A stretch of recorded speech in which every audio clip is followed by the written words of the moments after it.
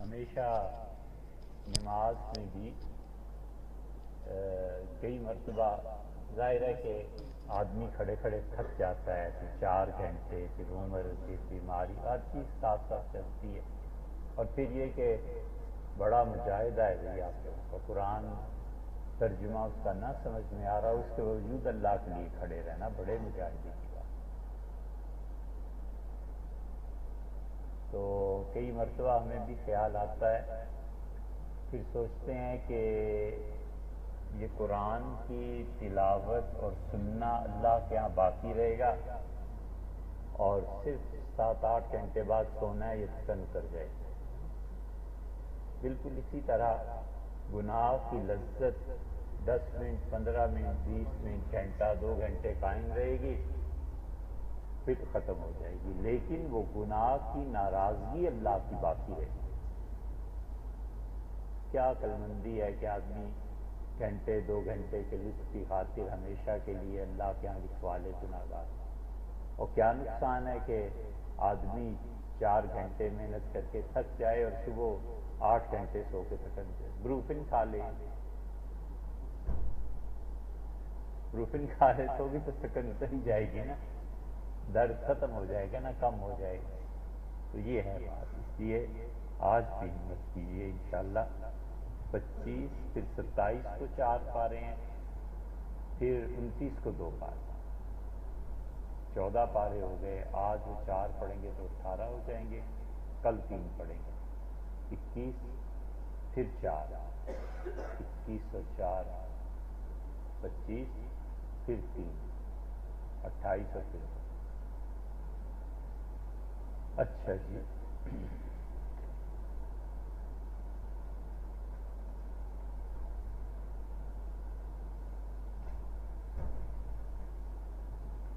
اعوذ باللہ من الشیطان الرجیم، بسم اللہ الرحمن الرحیم۔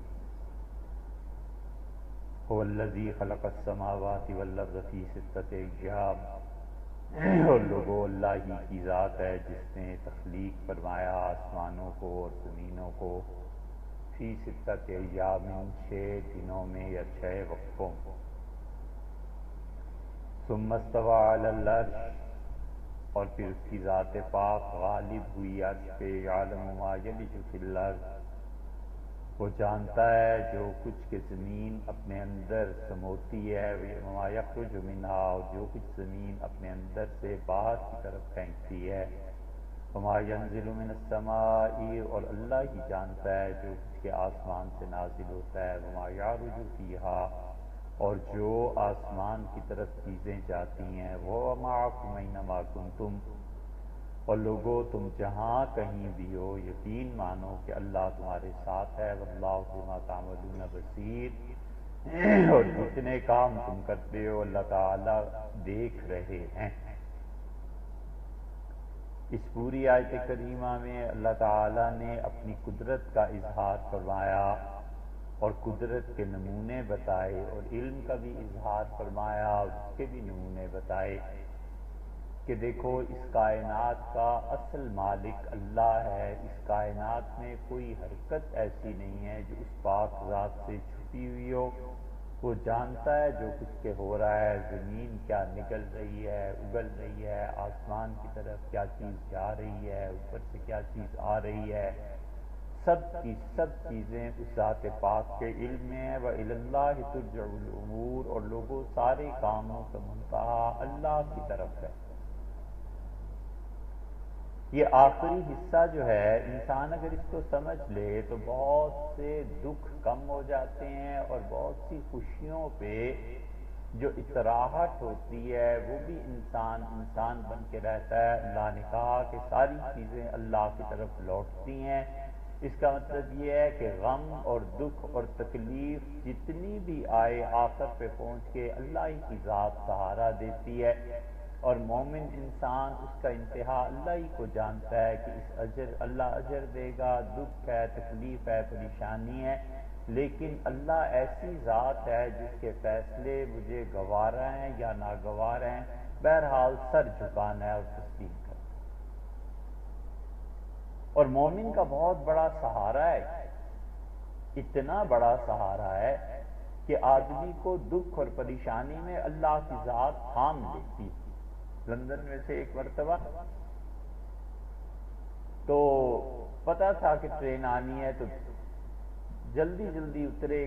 گورا تھا، وہ بھی بھاگ رہا تھا کہ ٹرین آنی ہے، پکڑنی ہے. ہر 1-2 منٹ بعد یہاں اب شاید نظام ایسے ہی چل پڑا ہے، یہاں سے دیکھا نہیں، لیکن وہاں بھی یہی نظام یا یہی نظام ہوگا کہ یہاں آیا ہے میٹرو میں. اب تو دیکھتے دیکھتے ٹرین سامنے سے ایسے نکل گئی.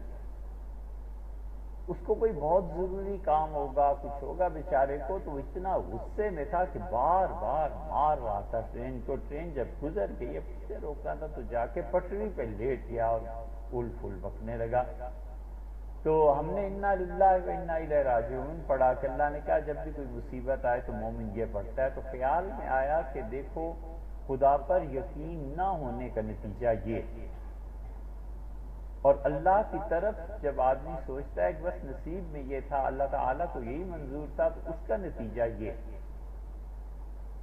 اس لیے رسول اللہ صلی اللہ علیہ وسلم اللہم لک الشکر کلو، اللہ سارا شکر تیرا ہے، تیرا شکریہ، تیری مہربانی، تیری عنایت. وَلَكَ الْحَمْدُ كُلُّ، اور اللہ جتنی بھی تعریفیں زندگی میں کوئی کسی کی بھی کرتا ہے نا، آخر تیرے ہی پاس پہنچتی.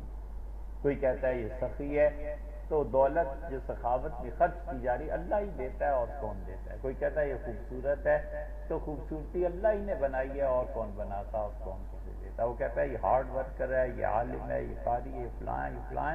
ہر چیز اللہ کی طرف لوٹتی ہے. فرمایا اللہم لک الشکر کلو ولک الحمد کلو والیک یرجع الامر کلو، اور اللہ تمام کی تمام فیصلے تیری طرف لوٹتے ہیں. فیصلہ فرما دے ذلت کا کوئی عزت نہیں، اور فیصلہ فرما دے عزت کا کوئی ذلت نہیں دے سکتا. حضرت معاذ رضی اللہ عنہ سے رسول اللہ صلی اللہ علیہ وسلم کو بڑی محبت، اور معاذ رضی اللہ عنہ 17-18 سال کے لڑکے تھے جب وہ ایمان لائے، اور کوئی 35 سال کی عمر میں ان کا انتقال ہو گیا. معاذ رضی اللہ عنہ بڑا تعلق تھا حضور صلی اللہ علیہ وسلم کو ان سے. یہ واحد صحابی ہیں، اتنے صحابہ کرام رضی اللہ عنہ میں تنہائی میں معاذ رضی اللہ عنہ کا ایک دن ہاتھ پکڑا رسول اللہ صلی اللہ علیہ وسلم نے، اور فرمایا واللہ انی لأحبک یا معاذ، معاذ اللہ کی قسم تجھ سے بڑی محبت. معاذ کہتے ہیں میں چپ ہو گیا، حیا شرم اس عنایت کی وجہ سے. تو مجھ سے فرمایا معاذ تمہیں نہیں؟ میں نے کہا اللہ کے رسول کیوں نہیں، مجھے تو آپ سے بہت محبت ہے. فرمایا معاذ تمہیں ایک چیز، ایک تحفہ دوں، ایک بات بتاؤں؟ تو میں نے کہا جی. تو فرمایا ہر نماز کے آخر پہ نا یہ دعا مانگا کرو، یہ تحفہ ہے حضور صلی اللہ علیہ وسلم نے معاذ رضی اللہ عنہ کو دیا تھا. اور فرمایا سلام پھیرنے سے پہلے کہ پڑھا کرو کہ اللہم اعنی علی ذکرک و شکرک و حسن عبادت، اللہ میری مدد فرما، میں تجھے یاد کرتا رہوں عمر بھر، اور تیرا شکر ادا کرتا رہوں، اور جو بھی عبادت کروں بہت خوبصورت بنا سنوار کے کروں، تاکہ وہ عبادت تیری بارگاہ میں قبول ہو. بس یہ ایک جملہ پڑھایا. معاذ یہ پڑھا. اسی لیے جو نماز کے آخر پہ جتنی دعائیں ہیں نا قرآن کی، کوئی رسول اللہ صلی اللہ علیہ وسلم کی نہیں، کوئی. یہ آئی کہاں سے رب اجعلنی مقیم الصلاۃ وغیرہ وغیرہ؟ ہوا یہ کہ ہمارے فقہا نے بچوں کو یہ دعا یاد کرا دی کہ بیٹے نماز کے آخر پہ بھی یہی پڑھ لیا کرو، اور سورت کی بجائے فاتحہ کے بعد بھی یہی پڑھ لیا کرو، نماز ہو جائے. پتہ تھا بچہ ہے، تھوڑی تھوڑی چیزیں چھوٹی چھوٹی یاد کر لے گا، جب بڑا ہوگا تو خود ہی پڑھے گا کتابیں، خود ہی حضور صلی اللہ علیہ وسلم جو بتایا یاد کر لے گا. وہ کیا پتا تھا کہ اس امت پہ ایسا زوال آئے گا کہ 70 سال کے بھی بچے ہی رہیں گے کہ رب اجعلنی مقیم الصلاۃ. اس لیے کہ ہمارے نصاب تعلیم میں نہیں نا. اور جمعے کو ساری بحثیں اس ممبر سے ہوتی ہیں، سیاست اور فلانا اور فلانا. جو تعلیم ہے وہ نہیں ہوتی، تعلیم نہیں ہوتی. ہر جمعے کو بھی کوئی مولوی صاحب 2-4 مسئلے بتا دیں، کوئی دعا بتا دیں، کوئی چیز بتا دیں، تو آہستہ آہستہ آہستہ آہستہ تعلیم ہوتی چلی جاتی ہے، اور لوگوں کا ذوق بنتا ہے علم کا. اس لیے جو ممبر ہے نا، یہ اصل میں علماء کا نہیں ہے، یہ ہے حکمرانوں کا۔ ممبر پہ ہمیشہ حکمران ہی بیٹھتے تھے، خلفائے راشدین بیٹھتے تھے رضی اللہ عنہ۔ عبد الملک سے کسی نے کہا بوڑھے ہو گئے آپ، اس نے کہا جو جمعے کو تقریر کرنی ہوتی ہے نا، سارا ہفتہ محنت کرتا ہوں تو اتنی محنت سے بال سفید نہ ہو تو کیا ہو۔ یہ ممبر ان کا تھا، اسی لیے جنازے بھی حکمران پڑھاتے اور سب تقریبات میں جاتے تھے، نمازیں بھی پڑھاتے اور عوام اس کے ذریعے سے کنٹرول بھی ہوتے تھے۔ سیدنا حسن رضی اللہ عنہ کے انتقال ہوا ہے اور اہل بیت کرام رضی اللہ عنہ کو تکلیف دینے والا گورنر جنازے میں آنا ہی تھا، کیسے ہی ہوں نماز نہیں وہ لوگ چھوڑتے۔ تو حضرت حسین رضی اللہ عنہ آگے بڑے بھائی کا جنازہ پڑھانے، اور ان کا لولا سننا، اگر حضور صلی اللہ علیہ وسلم کا عمل یہ نہ ہوتا کہ امیر وقت شہر کا حاکم ہی جنازہ پڑھایا کرتا ہے تو میں بھائی کا جنازہ خود پڑھاتا، لیکن کیا کریں، سنت ہے، مجبوری۔ ہمیشہ یہ ہوتا کہ حکمرانوں نے یہ منبر چھوڑ دیا، جب چھوڑ دیا تو انہوں نے کہا اپنے نائب رکھو۔ نائب آیا کرتے تھے امام حکمران کی طرف سے، وہ لکھا ہوا خطبہ بس پڑھ دیتے تھے۔ اور جب اس سے بھی گئے اور حکمرانوں نے خطبہ بھیجنا بھی چھوڑ دیا، تو انگریز جب نئے نئے ہندوستان میں آئے تو 1 صدی کے قریب یہ مسئلہ چلتا رہا۔ اب تک میں نے 2-3 مولوی صاحبان بلوچستان کے دیکھے ہیں، وہ نہیں پڑھتے جمعہ۔ وہ کہتے ہیں یہ جمعہ جو ہے یہ ڈپٹی کمشنر پڑھائے، کمشنر پڑھائے، گورنر پڑھائے، یہ ان کا حق ہے اور ان کا نائب کوئی ہے ہی نہیں۔ صدی تک مفتیوں میں یہ مسئلہ چلتا رہا کہ ہندوستان میں جمعہ بھی ہوتا ہے، یعنی بڑے بڑے اچھے مفتیوں نے کہا اب مسلمان حکمران نہیں رہے، لہذا جمعہ ساکت ہے، ظہر پڑھا کرو۔ اور جو درمیانے درجے کے مفتی تھے انہوں نے کہا جمعہ بھی پڑھو مولویوں کے پیچھے، اور ظہر احتیاطی پڑھا کرو، کہ اگر جمعہ نہیں ہوا، حکمران نے نہیں پڑھایا تو ظہر احتیاطی ہو جائے۔ نتیجہ یہ کہ 4 سنتیں موقوفہ پڑھتے تھے، پھر 2 فرض پڑھتے تھے، پھر جمعے کی 4 سنتیں پڑھتے تھے، 2 سنتیں پڑھتے تھے، 2 نفل پڑھتے تھے، پھر 4 رکعتیں ظہر احتیاطی کی بھی پڑھتے تھے، کہ حکمران جو نہیں رہا اور گورا جمعہ پڑھا نہیں سکتا کفر کی وجہ سے۔ یہ تھا مسئلہ۔ پھر ہوتے ہوتے جو مفتی بڑے سمجھدار تھے انہوں نے کہا یہ جمعہ بھی ختم کر دو گے، یہ لوگوں کا اجتماع ختم ہو جائے گا، اس لیے کوئی ظہر احتیاطی نہیں، کچھ نہیں، سی ذرا جمعہ پڑھو۔ اس فتوے پہ ہم لوگ عمل کرتے ہیں۔ بلوچستان کے مفتی صاحب ملے، کہنے لگے ہم تو جمعہ نہیں پڑھتے۔ ہم نے کہا کیوں نہیں پڑھتے حضرت؟ کہنے لگے اس لیے نہیں پڑھتے کہ حکمران وقت کا حق ہے، آپ بتائیں نا وہ کیوں نہیں پڑھاتا، گورنر کیوں نہیں پڑھاتا؟ ہم بھی چپ ہو گئے کہ آپ بحث کرنی تھی۔ اصل میں یہ ان کی جگہ تھی۔ ان کے ہٹ جانے کے بعد سعودیز ہیں، عرب جتنے ہیں، انہوں نے کیا کیا کہ اپنا نائب مقرر کر کے خطبہ اسے دے دیا کہ یہ پڑھ دیا کرو۔ حرمین شریفین میں خطبہ اسی طرح ہوتا ہے، لکھا ہوا آتا ہے، امام پڑھ دیتا ہے، وہ سلطان کی طرف سے نائب بن کے پڑھتا ہے، اور ہمارے ہاں اس سے بھی جاتے رہے، اور منبر آزاد ہو گیا۔ جب وہ آزاد ہو گیا تو پھر ہر ایک نے فرقہ واریت کی باتیں جو بھی ہے آپ جانتے ہیں سب کچھ، تو اس لیے جب کوئی کہتے ہیں نا حکمران کی جی فرقہ واریت زیادہ ہوگی، یہ ہو گیا، یہ ہو گیا، تب کہتے ہیں قصور آپ کیا، آپ آئیں منبر پر بیٹھیں، کچھ بیان کریں، بات کریں۔ تو جب آپ نہیں آئیں گے تو پھر فارسی کی مشہور مسئلہ ہے کہ خانہ خالی رہا دیو میکیرت، کہ گھر اگر خالی رہے زیادہ عرصہ تو جنات آ جاتے ہیں، پھر یہی ہونا ہے جو کچھ ہو رہا ہے۔ اس لیے یہ منبر سے تعلیم دی جاتی ہے۔ سیدنا عمر رضی اللہ عنہ منبر پر بیٹھ کے جمعے کے دن لوگوں کو التحیات للہ سکھاتے تھے۔ حدیث کی کتابوں میں آیا ہے، بیٹھے اور فرمایا التحیات للہ پڑھو اور مجھ سے سیکھو۔ حضور صلی اللہ علیہ وسلم سے میں نے سیکھا تھا، ایسے ایسے ایسے ایسے پڑھتے تھے۔ یہ تعلیم ہی تو ہے۔ اس لیے یہ جو چیزیں ہیں، یہ منبر کی طرف سے اگر تعلیم ملنے لگے نا لوگوں کو، رسول اللہ صلی اللہ علیہ وسلم کبھی کسی کو قرآن کی کوئی دعا نہیں سکھائی۔ ہمیشہ تو بکر رضی اللہ عنہ اللہ کے رسول نماز کے آخر پہ کیا دعا مانگا کرو؟ آپ نے فرمایا یہ پڑھا کرو، اللہ سے دعا مانگو کہ رب انی ظلمت نفسی ظلما کثیرا فاغفر لی فانہ لا یغفر الذنوب الا انت۔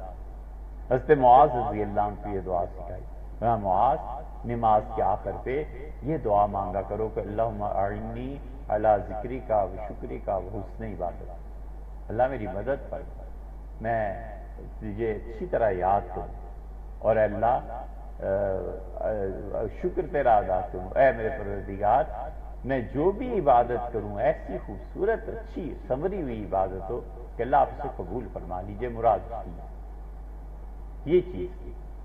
حضرت معاذ رضی اللہ عنہ سے ایسی محبت تھی رسول اللہ صلی اللہ علیہ وسلم کو، حضرت معاذ رضی اللہ عنہ بہت بڑی ہستی اور بڑا انسان تھا وہ۔ ہوا یہ کہ رسول اللہ صلی اللہ علیہ وسلم نے انہیں ایک دن اپنے پیچھے بٹھایا، اونٹ پہ کوئی سوار جا رہے تھے کہ تو فرمایا معاذ میری بات سنو، کہ اللہ کے رسول ارشاد، پھر تھوڑی دیر کے بعد فرمایا معاذ اسمع یا معاذ میری بات سن، ان کا لبیک و سعدیک یا رسول اللہ، اللہ کے رسول میری نصیب قسمت ہے اور میں حاضر ہوں، آپ ارشاد فرمائیں۔ معاذ رضی اللہ عنہ کہتے ہیں میں ہو گیا بہت چوکنا کہ پتہ نہیں کیا اہم بات ہے، پھر تھوڑی دیر کے بعد ارشاد ہوا، پھر چپ ہو گئے، پھر فرمایا معاذ ہمیشہ اللہ کا خیال رکھنا اور تم اللہ کو اپنے ساتھ ہی پاؤ، اور معاذ اچھی طرح یہ یاد رکھو کہ لو ان الدنیا پوری کائنات کی طاقتیں مل جائیں الا ان ینفعوک بشیء کہ تجھے وہ کوئی فائدہ پہنچائیں، لن ینفعوک کوئی فائدہ نہیں پہنچا سکتا الا ما کتب اللہ لک، اللہ نے جو نفع لکھ دیا ہے بس وہ پہنچے گا، کوئی فائدہ نہیں پہنچتا جب تک کہ اللہ نے، اور پوری دنیا کی طاقتیں مل جائیں اور کہیں تمہارا نقصان ہو جائے، فرمایا لن یضرک قطعاً نقصان نہیں کر سکتے الا ما کتب اللہ لک، معاذ یاد رکھو جو لکھ دیا ہے بس وہ ہو کے رہے گا، رفعت الاقلام قلم تقدیر کے لکھ کے اٹھا دیے گئے، خشک ہو گئے، وجفت الصحف اور تقدیر کا صحیفہ پرچہ خشک ہو گیا، بس سیاہی خشک ہو گئی۔ ہمیشہ خیال رکھنا اللہ کا کہ اللہ کی طرف سارے کام، وَإِلَى اللَّهِ اللہ فرماتا ہے وَإِلَى اللَّهِ تُرْجَعُ الْأُمُورُ، اور لوگوں سارے کام اللہ کی طرف لوٹتے ہیں، اس لیے خدا کی توحید بڑی مضبوط رہنی چاہیے، اللہ پہ بھروسہ کریں، مل جائے تو بھی اللہ کی عنایت ہے، نہ ملے تو دعا مانگتا رہے، عبدیت ہے نا، بندگی ہے، عاجزی ہے، لیکن کسی در پہ کیوں جائے، اسی لیے بغیر ضرورت کے مانگنا یہ بہت بہت بڑی آفت ہے۔ حضور صلی اللہ علیہ وسلم نے ایک بات جو ارشاد فرمائی ہے نا، یہ سارے سوالات کا دروازہ بند کر دیتی ہے۔ آپ نے کہا تم میں سے کسی نے بغیر ضرورت کے اگر کوئی چیز کسی سے مانگی تو فتح اللہ علیہ باب الفقر، یاد رکھو اللہ غربت کا دروازہ اس شخص پہ کھول دیتا، محتاجی کا دروازہ کھول دیتا، اللہ جو دروازہ محتاجی کا کھول دے تو قارون کا خزانہ بھی نہیں بند کر سکتا، وہ قطن نہ مانا۔ اتنے زیادہ رسول اللہ صلی اللہ علیہ وسلم اس بات پہ زور دیتے تھے کہ اپنے کام خود کرو کہ بیعت کی، حضرت ابو ذر غفاری رضی اللہ عنہ کو کہا، صحابہ رضی اللہ عنہ بیٹھے ہوئے تھے، فرمایا میرے ہاتھ پہ بیعت کرو، صحابہ رضی اللہ عنہ اللہ کے رسول کس چیز پہ آگے بڑھ گئے کہ آپ بیعت لے لیں، فرمایا اس بات پر بیعت کرو کہ تم میں سے کوئی شخص کسی سے کوئی چیز نہیں مانگے، یہی ہوا، بیعت ہوئی۔ اور صحیح بخاری میں آتا ہے، مسلم وغیرہ میں، کہ ہم نے انہیں دیکھا اور ان میں سے بکر رضی اللہ عنہ بھی شامل تھے کہ سواری پہ بیٹھے ہوتے تھے اور چابک سواری کی نیچے گر جاتی تھی، کوئی اٹھا کے دیتا تھا تو نہیں لیتے تھے، نیچے اترتے تھے، خود لے لیتے تھے، کہتے تھے حضرت سے بیعت کیا اس پہ کہ کسی کو اپنا کام نہیں کہیں، خود کریں۔ حضرت بکر رضی اللہ عنہ کا حال تھا، حضرت ابو ذر غفاری رضی اللہ عنہ کا حال تھا، ان میں حکیم ابن حزام رضی اللہ عنہ وہ کہتے تھے کہ میں نے رسول اللہ صلی اللہ علیہ وسلم سے درخواست کی کہ جب آئندہ آپ کے پاس مال آئے تو مجھے بھی دیجیے گا، تو رسول اللہ صلی اللہ علیہ وسلم نے دیا، غالباً دوسری مرتبہ بھی، تیسری مرتبہ بھی، پھر میں نے عرض کیا حکیم ابن حزام حضرت خدیجہ رضی اللہ عنہا کے پھوپھی زاد بھائی تھے، اور شادی سے پہلے اسی بھائی کو اپنے بلا کے حضرت خدیجہ رضی اللہ عنہا نے کہا کہ میرے تیسرے شوہر ہیں اور میں چاہتی ہوں انہیں کوئی تحفہ دوں، تو آپ مجھے بتائیں میں حضرت محمد صلی اللہ علیہ وسلم کو کیا تحفہ دوں؟ تو انہوں نے کہا پیسے دو، پیسے دے دیے، بازار گئے اور حضرت زید رضی اللہ عنہ کو خرید کے، یہ بچے تھے چھوٹے سے، آ کے پیش کیا اور کہا اپنے شوہر کو یہ تحفہ دینا،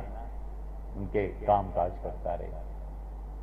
یہ حضرت زید ہیں جن کا ذکر قرآن میں آیا۔ پھر رسول اللہ صلی اللہ علیہ وسلم نے انہیں پروان چڑھایا، 9-10 سال کے تھے، پھر بڑے ہو جانے پہ اپنی پھوپھی زاد بہن حضرت زینب رضی اللہ عنہا سے ان کی شادی کرائی تھی، پھر انہوں نے طلاق دی، پھر رسول اللہ صلی اللہ علیہ وسلم نے وہ شادی کر لی تھی، اور انہی کے بیٹے تھے اسامہ زید تھے۔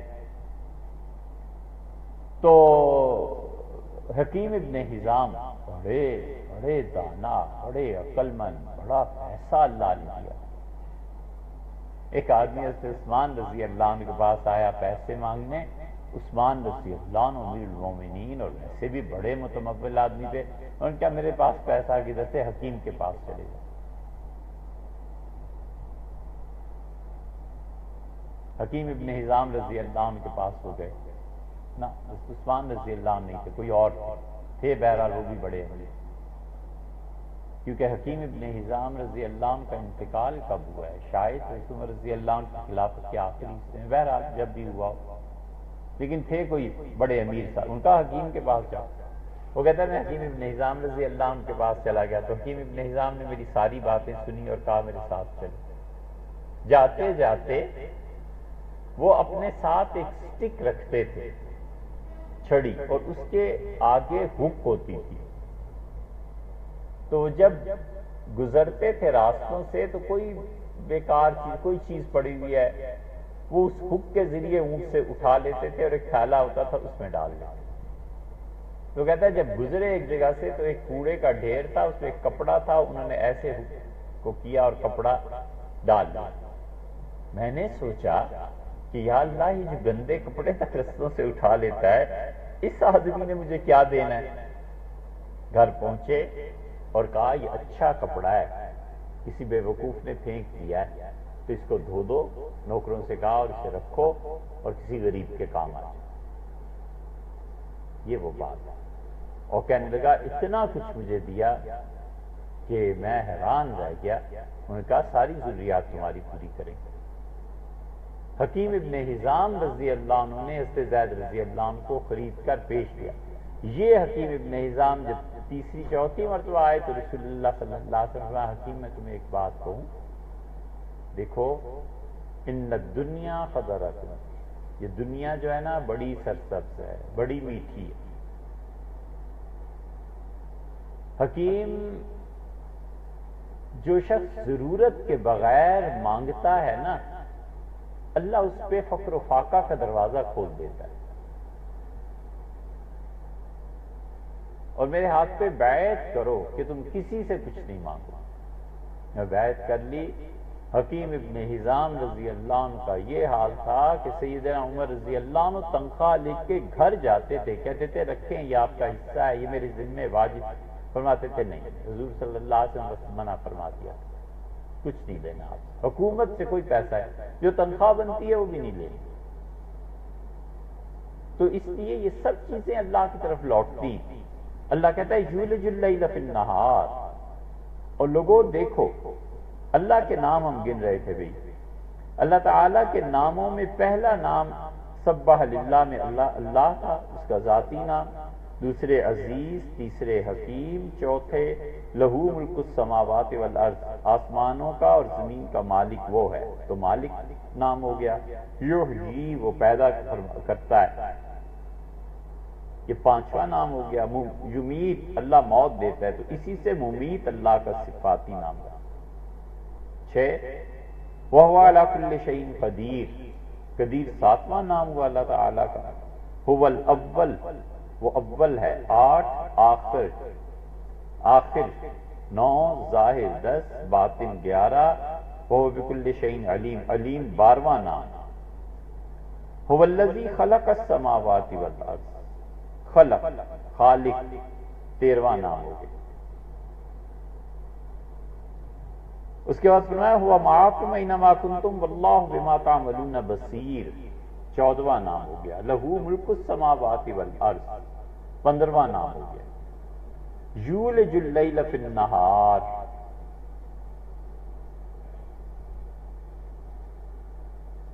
وَيُولِجُ النَّهَارَ فِي اللَّيْلِ وَهُوَ عَلِيمٌ بِذَاتِ الصُّدُورِ۔ یہ یولج جو ہے نا کہ اللہ تعالی دن کو رات میں داخل کرتا ہے، رات کو دن میں، یہ 16واں نام لکھا ہے اللہ، اور ان 16 ناموں میں سے کہیں نہ کہیں کوئی اس میں آ سکتا ہے۔ اسی لیے حضرت ارباز بن ساریہ رضی اللہ عنہ کہتے تھے یہ جو آیت ہے نا هو الاول والآخر والظاہر والباطن، رسول اللہ صلی اللہ علیہ وسلم نے فرمایا یہ 1000 آیتوں سے افضل ہے۔ کس معنی میں؟ ثواب کے معنی کہ 1000 آیتیں پڑھنے سے جو ثواب ہوتا ہے وہ اس سے ہوتا ہے۔ کس معنی میں؟ اس معنی میں کہ 1000 آیات آدمی پڑھ لے تو اتنا علم ان میں نہیں جتنا اس ایک آیت کریمہ میں۔ اسی لیے یہاں پہنچ کے بڑے بڑے مفسرین چپ ہو گئے ہیں۔ حق تعالی شان نے اتنی بڑی بات اس آیت کریمہ میں ارشاد کر، علم، ذہن کی سطح، ادراک، یہ سب چیزیں کام کرتی ہیں نا۔ بچہ ہے ہیرے کو دیکھے تو کیا سمجھے کہ کیا ہے، لیکن جوہری جب دیکھتا ہے تو کہتا ہے بچے یہ جو چیز تمہارے پاس ہے نا یہ بڑی، تم نہیں جانتے یہ کیا کیا۔ سعدی رحمت اللہ علیہ کی حکایت ایسی یاد آ گئی۔ سعدی رحمت اللہ کہتے میں جب تھوڑا سا بڑا ہوا 7-8 برس کا تو میرے والد نے بڑی محبت سے ایک ہیرے کی انگوٹھی مجھے پہنائی، اور مجھ سے کہا میرے بچے پہن۔ بڑے خوش ہوتے تھے والد مجھے ہیرا پہنا۔ ایک دن گھر آیا، جھولی بھری ہوئی تھی کھجوروں سے، تو میں نے والد کے سامنے رکھی۔ میں نے کہا والد آج میں نے تجارت کی ہے، سودا کیا۔ والد بڑے خوش ہوئے، انہوں نے کہا میرے بیٹے کیا بیچا، کیا خریدا؟ اس نے کہا میں آج کہنے شادی کہتے رحمہ اللہ، میں نے عرض کیا میں جا رہا تھا تو ایک آدمی رومال بچھا کے خوبصورت کھجوریں میٹھی، تو اس نے مجھے بلایا اور مجھ سے کہا بچے لوگ کھجور کھاؤ۔ میں نے کھائی تو بہت میٹھی تھی۔ پھر اس نے ایک اور کھجور دے دی، اس کے بیٹے یہ بھی کھا، وہ بھی بہت میٹھی تھی۔ پھر تیسری کھجور دے دی، وہ بھی۔ پھر اس سے ہاتھ روک لیا، کہنے لگا کیسی ہیں؟ میں نے کہا بہت میٹھی۔ اس سے کہا بیٹے یہ جو انگوٹھی ہاتھ میں پہنی ہوئی ہے نا اسے ذرا چوسو۔ تو میں نے منہ میں ڈالی، چوسی۔ اس نے کہا یہ میٹھی ہے؟ میں نے کہا نہیں۔ اس نے کہا کیوں پہن رکھی ہے؟ پھینک دے اسے، یہ لے کھجوریں۔ تو میری جھولی بھر دی کھجوروں کی، بابا یہ دیکھے کتنی کھجوریں لایا۔ سعدی رحمت اللہ علیہ کہتے ہیں کہ اس نے کھجوریں میری جھولی بھر دی، میں نے دیکھا اس نے انگوٹھی اٹھائی اور چلا گیا۔ تو میرے والد نے مجھ سے کہا کہ بیٹے کوئی بات نہیں، ٹھگ تھا، کھجوریں دے کے ہیرا لے گیا، کوئی حرج نہیں، ہم تمہیں اور بنا دیں گے، لیکن بیٹے زندگی میں یاد رکھنا کہیں ایسے نہ ہو کہ کوئی اور ٹھگ مل جائے اور تمہارا دین لے جائے۔ یہ دنیا لے گیا نا، کوئی ٹھگ مل کے دین اگر لے گیا تو پھر کیا ہوگا؟ یہی ہوتا ہے، پیسہ، مال، دولت۔ اس لیے جب بھی کہیں دینی مجلس میں جائیں واپسی پہ ہمیشہ سوچو کہ اضافہ کیا ہوا۔ جھوٹ کا، اپنی پارٹی کی طرف دعوت دینے کا، سیاسی گفتگو، یا علم کی کوئی بات پتہ چلی، تعلیم کی کوئی بات پتہ چلی، کوئی ورد، وظیفہ، کوئی اللہ کا قرب، کوئی نئی حدیث سن لی، یہ چیزیں کہیں زیادہ بہتر ہیں ان فضول مجالس سے جو دین کے نام پہ منعقد کی جاتی ہیں، اور آخر پہ سارا خلاصہ یا تو یہ ہوتا ہے کہ چندہ دے جاؤ یا ہماری پارٹی میں شامل ہو جاؤ۔ بس اور کچھ نہیں. یہ چیز ہوتی ہے. اس لیے اللہ تعالیٰ کی جو 16 نام ہیں ان میں حضرت ارباز بن ساریہ رضی اللہ عنہ کی روایت میں حضور صلی اللہ علیہ وسلم نے فرمایا یہ جو آیت ہے یہ 1000 آیات سے افضل ہے. اسی لیے بعض حضرات نے فرمایا کہ یہ جتنی آیات ہیں نا 6 یہ پہلی 6 آیات یہ انسان کو پڑھتے رہنا چاہیے صبح شام.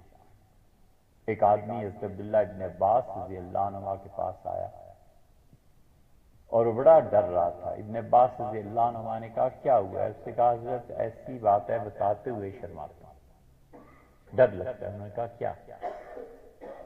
پھر ابن عباس رضی اللہ عنہ ہنسے اور کہا یہی نا کہ طبیعت میں آتا ہوگا کہ اللہ نہیں ہے، اللہ کو کس نے بنایا؟ تو اس نے کہا حضرت بات یہی ہے کہ جب عبادت کے لیے کھڑا ہوتا ہوں تو یہ وسوسے گھیر لیتے ہیں کہ اللہ تو ہے نہیں، عبادت کس کی؟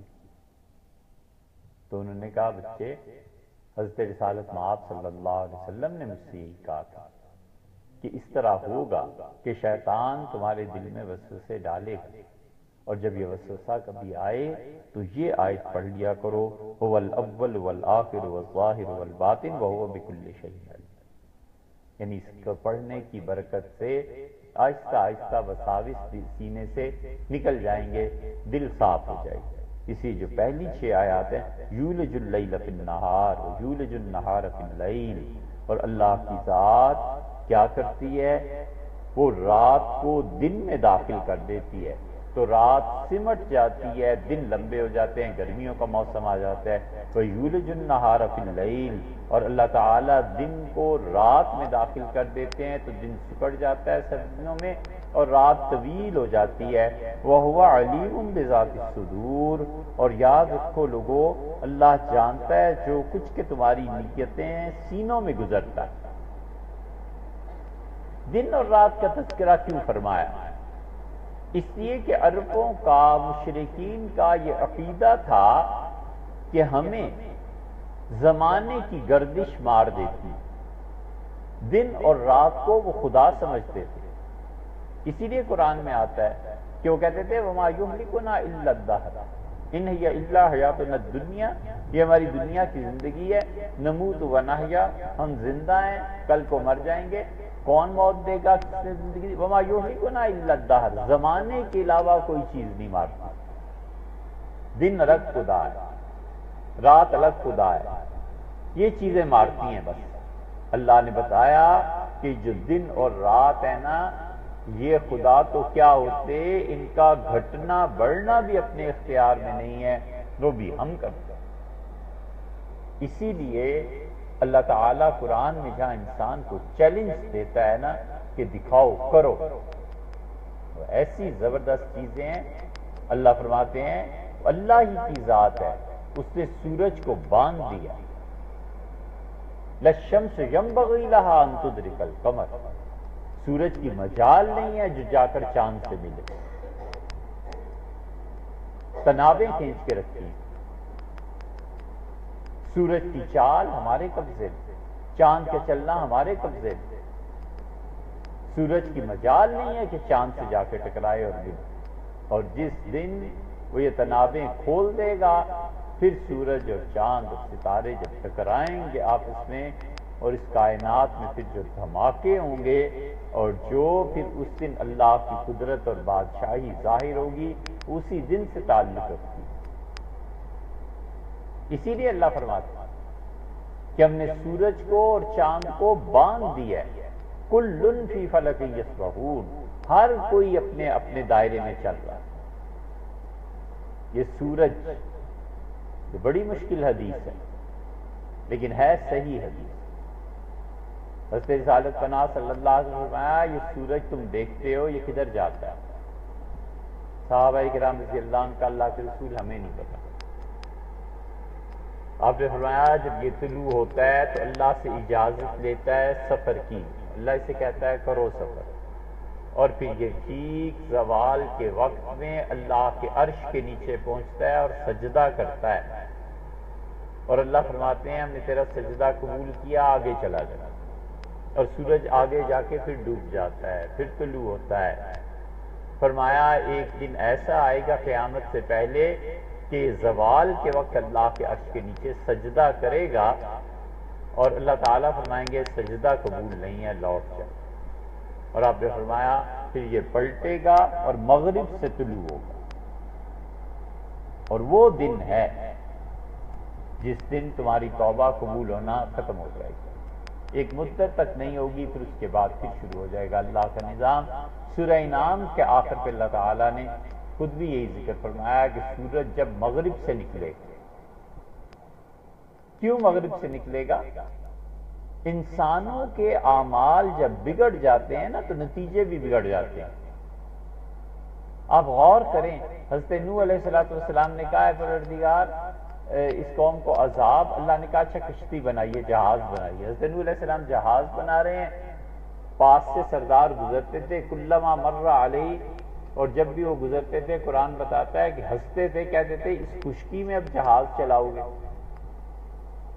زمین پہ بحری جہاز چلیں گے؟ تو حضرت نوح علیہ السلام کو حکم ہوا کہ انہیں کہو انا نسخر منکم، ہم بھی تمہارے کسی دن مذاق کریں گے تمہارے ساتھ، جیسے آج تم ہمارا مذاق اڑا رہے ہو۔ انہوں نے کہا اے رب وہ طوفان آئے گا کب؟ اللہ نے کیا نشانی دی ہے، ہم لوگ نہیں نہ سمجھتے۔ اللہ نے کہا فارت تنور، جس دن وہ فلاں تنور جو ہے نا اس سے پانی نکلنے لگے تو بس سب کو لے کے بیٹھ جانا، تنور سے پانی نکلے گا۔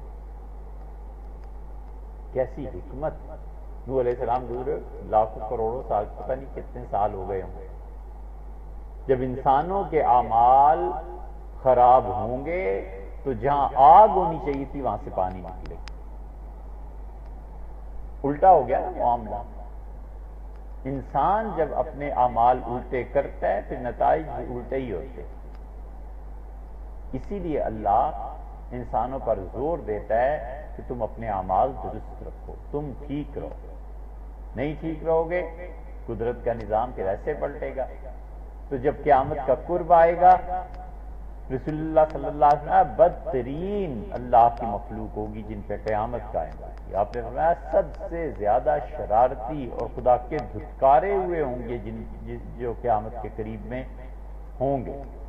تو جب وہ الٹی حرکتیں کریں گے تو سورج بھی پھر مغرب سے طلوع ہو جائے گا۔ اللہ فرماتے ہیں وہ علیم، رات اور دن کے ہمارے قبضے، وہ علیم بذات الصدور، اور دیکھو علیم بذات الصدور، وہ تمہارے سینوں میں جو وسوسہ گزرتا ہے نا اس سے بھی باخبر ہے۔ اس لیے نیت صاف رکھو۔ ان اللہ لا یہدی کید الخائنین، قرآن کو غور سے پڑھے آدمی اور دیکھے کہ اللہ نے کس چیز کے متعلق کہا ہے کہ میں یہ نہیں کروں گا، اور کس چیز کے متعلق کہا ہے میں کروں، کس چیز کے متعلق کہا ہے یہ چیز ہمیں اچھی لگتی ہے، یہ چیز بری لگتی ہے، انجام کار اللہ کی بات پوری ہو کر رہے۔ اللہ نے کہا ان اللہ لا یضیع اجر المحسنین، لوگوں جو بھی نیکی کرتا ہے نا ہم اس کا اجر ضائع نہیں کرتے، بس نیکی کرے اور اجر کی توقع اللہ سے رکھے۔ اللہ نے کہا میں نیکی ضائع نہیں کرتا، ایک نہ ایک دن وہ نیکی کام آ جاتی ہے، ایسی نیکی کام آ جاتی ہے کہ بتایا تھا نا موت کو ٹال دیتی ہے، ایسی نیکی کام آ جاتی ہے کہ آدمی کو اس کا اجر وہاں سے پہنچتا ہے جہاں اس کا وہم و گمان نہیں گیا ہوگا۔ وہ حدیث ہے نا 17، 18، 19 آدمیوں والی، اس میں آیا ہے رسول اللہ صلی اللہ علیہ وسلم میں نے خواب میں دیکھا کہ ہر نبی علیہ السلام کا اپنا اپنا حلقہ ہے۔ ایک لڑکا پھر رہا تھا، وہ جس نبی کے حلقے میں جا کے بیٹھتا تھا ان کے صحابہ رضی اللہ عنہ سے اٹھا دیتے تھے اور کہتے تھے کوئی جگہ نہیں ہے یہاں، چلے جائیے۔ وہ مختلف انبیاء علیہ السلام کے حلقوں میں دیکھتا رہا اسے، پھر ایک چیز آئی اور اس نے اس کا ہاتھ پکڑا، اس سے میرے ساتھ بٹھا دیا۔ میں نے کہا جسے کسی نے بھی نہیں رکھا تم میرے ساتھ چھوڑ کے جائے، تم کون ہو؟ اس نے کہا میں اس کی نیکی ہوں۔ میں نے پوچھا تم کون سی نیکی ہے؟ تو اس نے کہا یہ ناپاکی سے پاک ہونے کے لیے جو غسل کرتا تھا نا، میں وہ چیز. اور رسول اللہ صلی اللہ علیہ وسلم میرے پہلو میں بٹھا. حالانکہ ناپاکی سے پاک ہونا فطری ایک چیز ہے، کافر و مومن و نہا ہی لیتا ہے آدمی، لیکن اللہ نے اس کو بھی ضائع نہیں ہونے دیا. اللہ کا قاعدہ ہے، اس نے کہا ان اللہ لا یہدی کید الخائنین. اللہ تعالیٰ نے فرمایا کہ وہ یوسف علیہ السلام نے کہ اللہ کبھی بھی بدنیت آدمی کو منزل پہ نہیں پہنچاتا. قرآن کہتا ہے اس لیے نیت صحیح رکھے، زبان اور دل ایک ہی ہونے سے. کیا فائدہ نیت کچھ اور ہو، زبان پہ کچھ اور ہو، منزل کھوٹی ہو. اللہ تعالیٰ نے فرمایا وَلَا يَحِيقُ مَكْرُ السَّيِّئِ إِلَّا بِأَهْلِهِ. لوگوں جو بھی کسی کے لیے برا سوچے گا ایک دن وہ خود اس برائی کا شکار ہو کے رہے گا. چھٹی ہوگی، دوسروں کے لیے کنویں کھودتے رہو، خود ایک دن جا کے اسی میں گرنا. یہ سب چیزیں ایسی ہیں جو فطرت کے مطابق ہیں، اللہ نے طے کر دیا. ہر ایک کو پتا ہے کل سورج طلوع ہونا ہے، اب کیا شبہ ہے کل صبح سورج طلوع ہونے میں. بالکل اسی طرح اللہ کے قوانین ہیں. اللہ نے کہا جو بھی آدمی بری حرکت کرے گا، دوسرے کے لیے خراب سوچے گا، اس کنویں میں وہ خود گرے گا. پتا نہیں آپ کو وہ ایک کہانی ہے بچوں کی، سنائی کہ نہیں سنائی؟ چلو سنا دیتا ہوں. گھوڑا بہت اچھا، مالک بڑا خوش، گھوڑے سے بڑی محبت اسے، وہ روز اس کا خریدا کرتا، اس کو دانا ہر چیز کھلاتا، دودھ پلاتا اور سواری کرتا، سب کچھ. گھوڑا بڑا تنگ آیا، اس نے کہا میں ایسی محبت سے باز آیا کہ روز ہی اس مالک کی کچھ نہ کچھ سوجی ہوئی ہوتی، آرام ہی نہیں کرنے دیتا. تو ایک دن بیٹھ گیا زمین پہ. مالک نے بڑا اٹھانے کی کوشش کی، وہ نہیں اٹھا. تو مالک نے کہا یہ بیمار ہو گیا ہے، ڈاکٹر کو لے آیا. ڈاکٹر نے اسے دیکھا اور اسے کہا لگتا ہے بیمار ہو گیا ہے، تو میں اس کا دوا دارو کرتا ہوں. گھوڑا جب بیٹھنے لگا تو اسے کیا یہ ترکیب پتا تھی؟ مرغے سے بات ہوئی اس کی. تو مرغے نے کہا کہ یہ جو تم تنگ آئے ہوئے نا مالک سے، تو بن جاؤ کہ تم بیمار ہو. ڈاکٹر آ گیا، ڈاکٹر نے انجیکشن لگایا اور اس سے کہا کہ اگر 2 دن کے اندر یہ ٹھیک نہ ہوا نا، باہر جا کے کہا کہ 2 دن بس انجیکشن اثر کرے گا، نہیں پھر سے گولی مارنی پڑے گی. مرغے نے سن لیا اور اندر آیا اور اس سے کہا خبر دوں تمہارے متعلق کیا ہو رہا ہے؟ اس نے کہا بتاؤ. اس کا یہ ہو رہا ہے. تو اس لیے یہ نہ کرنا کہ صحت مند ہو جاؤ، بیٹھے رہو، ایسے نہ ہو کہ مالک تمہیں پھر لے کے چل پڑے. البتہ جب ڈاکٹر آئے گا نا تو میں باہر پھر رہوں گا تو فوراً آ کے تمہیں اطلاع دوں گا، اور ڈاکٹر جب آئے تو اچھلنے لگنا، ڈاکٹر سمجھے گا کہ ٹیکے کی وجہ سے ہو گیا ہے، اور جب چلا جائے پھر بیٹھ جانا تو گولی سے بچ جاؤ. گھوڑا بڑا خوش ہوا، اس سے کہا ایسی زبردست خبر دی ہے کہ مالک ایسی کی تیسی، سمجھ ہی نہیں سکے گا کہ کیا ہوا. لے دانا جو چگ رہا ہوں تو بھی کچھ کھا لے. چنے کی دال سے بھی کھلا دی. ڈاکٹر آ گیا اگلے دن. لمبا قصہ، مختصر یہ وہ بچوں کے لیے ہے قصہ، تو مختصر یہ کہ اس نے آ کے اطلاع دی کہ ڈاکٹر آ گیا ہے. مالک آیا اندر، دیکھ کے باہر چلا گیا، گھنٹی ہوئی. ڈاکٹر نے پوچھا، اس سے کہا ڈاکٹر صاحب میں ابھی ہو کے آ رہا ہوں. گھوڑا اسی طرح ہے، کچھ نہیں ہو سکتا. اس نے کہا میں پستول بھی ساتھ لے آیا ہوں، گھوڑے کا بھی علاج کرنا پڑے گا. اس نے آ کے اطلاع دے دی کہ یہ بات ہو رہی ہے. وہ جو ہی ڈاکٹر نے ہاتھ ہٹکا وہ چلنے لگا. ڈاکٹر نے کہا کمال کرتے ہیں جی، ہمارے انجیکشن کا اثر ہو گیا، دیکھیں کیسا زبردست. مالک ایسا خوش ہوا. اس سے ڈاکٹر صاحب کا بیگ ڈس گیا. کہا ڈاکٹر صاحب کمال ہو گیا، میرا گھوڑا مجھے واپس مل گیا ہے. بس بے فکر ہیں، اور ساتھ ہی مرغے کو پکڑا اور کہنے کا ڈاکٹر صاحب اب اس سے ذبح کرنا ہے، اس کا سالن پکے گا، آپ کو کھلانا۔ وَلَا يَحِيقُ مَكْرُ السَّيِّئِ إِلَّا بِأَهْلِهِ، اللہ نے کہا جو دوسروں کے لیے برائی سوچتا ہے خود اس میں گرفتار ہو جائے۔ یہ ہے مرغا جان سے گیا، یہ ہوتا ہے انسان کا۔ اس لیے کبھی بھی اللہ نے جو کہا ہے نا علیم بذات الصدور، وہ دل کے بھید سے باخبر ہے کہ انسان کیا سوچتا ہے، کیا ظاہر کرتا ہے، کیا چیزیں ہوتی ہیں۔ یہ انٹیلیجنس ایجنسیز، یہ لوگ جو مارے جاتے ہیں نا، اور جو ان کی تباہیاں پھرتی ہیں اور ان کی اولادیں برباد ہو جاتی ہیں، وجہ اس کی یہ ہے کہ بڑے بظاہر بھولے بھالے مسکین بالکل شریف، اور اندر جا کر وہ رپورٹ دیں گے جو کسی کے وہم و گمان میں بھی نہیں، کسی نے کچھ کیا ہی نہیں، محض اپنے افسر کی نظر میں نمبر بنانے کے لیے جھوٹ جو مرضی لکھ کے بھیج دیں، افسر نے کون سا زیادہ کوئی تحقیقات، پھر اس پہ بنیاد بن جاتی ہے، پھر فائل چل پڑتی ہے، پھر کئی سال کے بعد پتہ چلتا ہے کہ سب کچھ جھوٹ۔ وہ اپنی عاقبت برباد کر لیتا ہے، دنیا برباد کر لیتا ہے۔ اللہ تو جانتا ہے۔ کئی بار ہم سوچتے ہیں کہ جو لوگ تنگ کرتے ہیں، مثلا فون، خام خواہ کال، خام خواہ لوگوں کو تنگ کرنا، گھنٹیاں بجانا، پتہ نہیں چلتا ہے کون، لیکن اس کا پروردگار تو جانتا ہے کہ کون۔ مظلوم آدمی کا رب تو جانتا ہے کہ کون کس پہ ظلم کر رہا ہے۔ کبھی بھی ان چکروں میں نہ پڑ۔ اللہ کہتا ہے ہم سینوں کے بھید سے واقف ہیں۔ کوئی چیز، وہ کل بات ہوئی تھی نا، وَاعْلَمُوا أَنَّ اللَّهَ يَحُولُ بَيْنَ الْمَرْءِ وَقَلْبِهِ، لوگو یاد رکھو اللہ انسان کے ارادے کے درمیان اور انسان کے درمیان آ جاتا ہے، ارادہ نہیں پورا کرنے دیتا۔ اللہ کی ذات پہلے ہوا معاکم، تم جہاں گئی۔ اس ساری تمہید کے بعد یہ سیدنا عمر رضی اللہ عنہ نے سنا تھا، اس تمہید کے بعد اگلی آئی، آمنوا باللہ الرسول، ایمان لاؤ اللہ پر، اس کے رسول پہ، وانفقوا، اور خرچ کرو مال کو اللہ کی راہ میں، مما جعلکم، جو کچھ اللہ نے تمہیں دیا ہے، مستخلفین فیہ، اللہ نے تمہیں اپنا نائب بنا کر دیا۔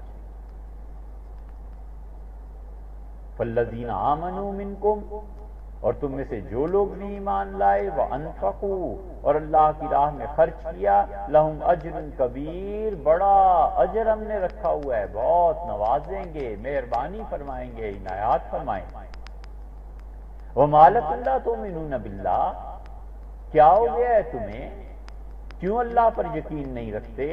والرسول یدعوکم، اور رسول اللہ صلی اللہ علیہ وسلم بار بار تمہیں دعوت دیتے ہیں، لتؤمنوا بربکم، تاکہ تم اپنے پروردگار سے ایمان لاؤ، وقد اخذ میثاقکم ان کنتم مؤمنین، اگر تم ایمان والے ہو تو تم سے تو اس سے پہلے وعدہ لیا جا چکا ہے، پکا وعدہ لیا جا چکا ہے کہ تم مجھے مانو۔ سیدنا عمر رضی اللہ عنہ واحد آدمی ہیں جو رسول اللہ صلی اللہ علیہ وسلم کے قتل کے لیے تلوار لے کر چلے تھے۔ وجہ اس کی یہ کہ قبائلی نظام تھا نا یہ سارا، اس قبائلی نظام میں ایمان اور کفر مسئلہ اتنا نہیں تھا جتنا قبیلوں کی عصبیت کا مسئلہ تھا۔ سب جانتے تھے کہ اگر رسول اللہ صلی اللہ علیہ وسلم کو کسی نے بھی کچھ کہا تو پورے بنو ہاشم اٹھ کھڑے ہوں گے، اور بنو ہاشم قریش سے ٹکر لینا کوئی آسان چیز تھوڑی تھی۔ بکتے تھے، گالیاں دیتے تھے، مٹی پھینکتے تھے، پتھر پھینکتے تھے، توہین کرتے تھے، معاذ سب کچھ قتل نہ، جانتے تھے کہ قتل کی ہمت تو ہجرت کی رات کو بھی نہیں پڑی۔ اللہ تعالیٰ سورہ انفال میں فرماتے ہیں کہ یہ کافر جمع ہوئے، ابو جہل نے اجلاس بلا لیا، سب کو دارالندوہ میں بٹھایا، اس کا حد ہو گئی ہے، مکہ سے لوگ نکل گئے، خالی ہو گیا مکہ، اس ایک شخص کی وجہ سے گھر گھر میں پھوٹ پڑ گئی ہے، رائے دو تو ایک اٹھا، اس کا لیسبتو، یہ قرآن کے الفاظ سورہ انفال، ان کا قید میں ڈال دو۔ سرداروں نے کہا قید میں ڈالنے کا کیا فائدہ ہے، 3 سال پہلے شعب ابی طالب میں رہے ہیں، قید کا کیا فائدہ ہوا؟ پھر آگے باہر یخرجو، ان کا نکال دو، ان کا جہاں یہاں سے مکہ سے نکالو گے اس کو، جہاں جائے گا اپنا مرکز بن جائے گا اس کا، لوگ اس کے گرد پھر جمع ہو جائیں گے، پھر کیا ہوگا؟ ایک رائے آئی کہ یقتلو، قتل کر۔ اللہ نے فرمایا یمکرون، آپ کے خلاف سازش بنا رہے تھے، وَيَمْكُرُ اللَّهُ، اور اللہ بھی خفیہ خفیہ اپنی تدبیر چلا رہا جو ان کے علم میں نہیں۔ واللہ خیر الماکرین، اور لوگوں خفیہ تدبیر کرنے میں ہم سے بہتر کوئی نہیں۔ حضرت یوسف علیہ السلام نے فرمایا ان ربی لطیف لما یشاء، میرا پروردگار جو کرنا چاہتا ہے نا بس آہستہ آہستہ دھیرے دھیرے دھیرے دھیرے چیزیں ہوتی رہتی ہیں۔ اسی لیے کسی نے کہا کہ رات کو جو آہیں سفر کرتی ہیں نا آسمان کی طرف، اپنے آپ کو بچا کے رکھنا، تاریکی کی وجہ سے تم دیکھ نہیں سکتے لیکن وہ تمہارا بیڑا غرق کر دیتی مظلوم کی آہ۔ آخر قتل کا فیصلہ کرنے کے بعد بحث شروع ہوئی کہ قتل کرے گا کون؟ حضور صلی اللہ علیہ وسلم۔ قبائل نے کہا ہم ہر ایک اپنے میں سے نوجوان چنتے ہیں، اپنے قبیلے کا شجیع اور بہادر، تلوار دیتے ہیں، تلوار پہ قبیلے کا نام لکھا ہوا ہوگا، اور بیک وقت جا کے سارے تلواریں ماریں گے، اور خون سے بھری ہوئی تلواریں لا کر بیت اللہ کے دروازے پہ رکھ دیں گے۔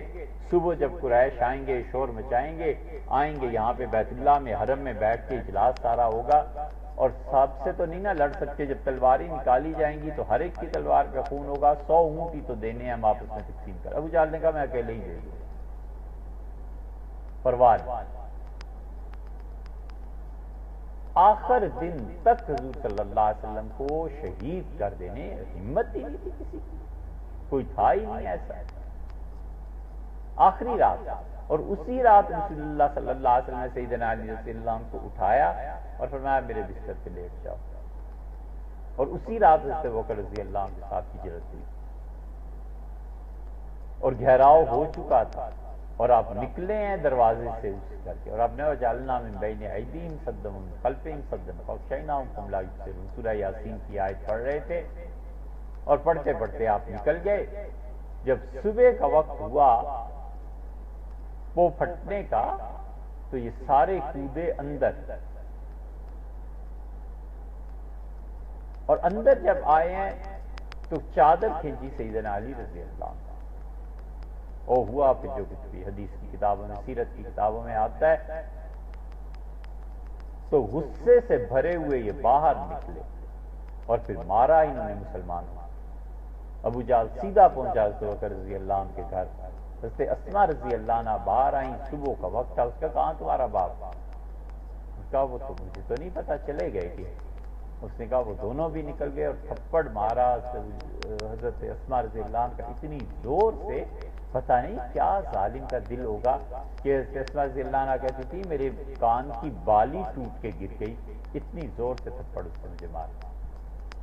پھر جستجو شروع ہوئی ہے کہ ان دونوں کو ڈھونڈو، اور جو ڈھونڈ کے لائے کسی کی ہمت نہیں پڑتی۔ اسی لیے حضرت ابو طالب کا جب انتقال ہوا ہے نا تو قریش کے سربراہ تھے، قبائلی سسٹم تھا، تو قریش جمع ہوئے کہ اب اپنا سردار کسے بنانا ہے، تو سردار بنایا ابو لہب۔